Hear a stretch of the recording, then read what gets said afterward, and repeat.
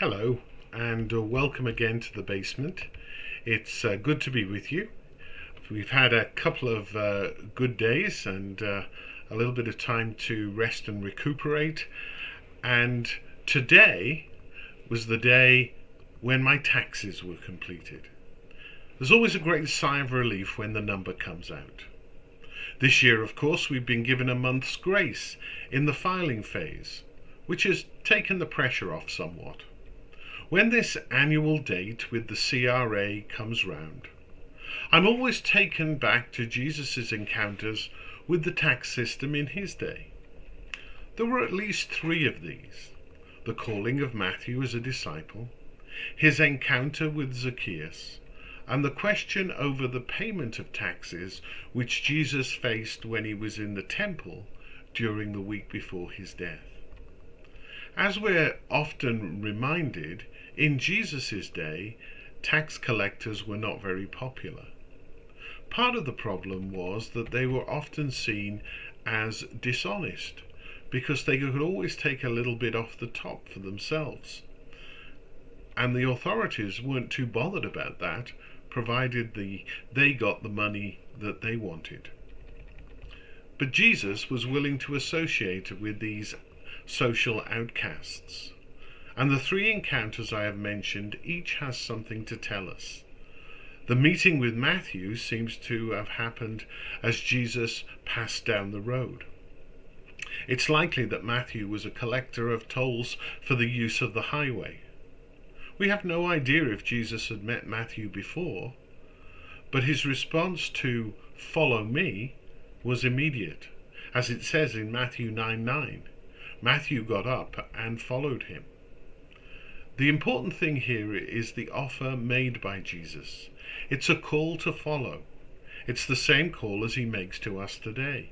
Come with me, but also learn from me. In those days, disciples walked behind their master and would be gathered together for teaching at different times. As we see in the Gospels, there are phrases like, "and Jesus called his disciples to him."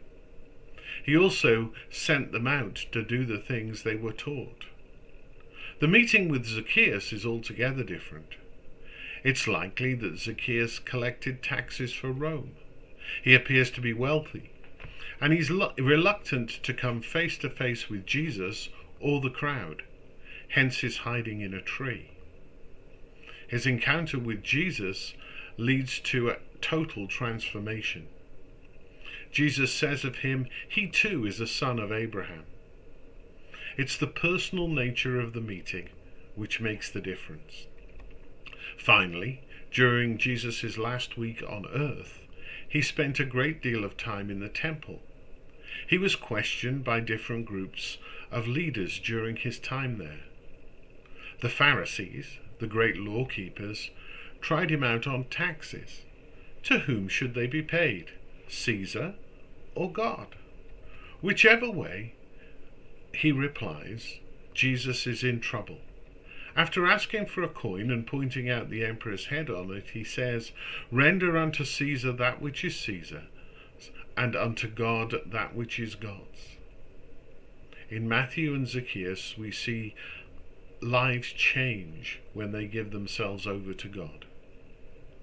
When tax time comes round, I always ask, am I rendering to God that which is God's? Thank you again for joining me today. A reminder that this evening we have the litany at 6 o'clock, and then also the time of prayer that we're going to have later in the week around Thy Kingdom Come. So I trust that you're doing well. Stay safe. God bless.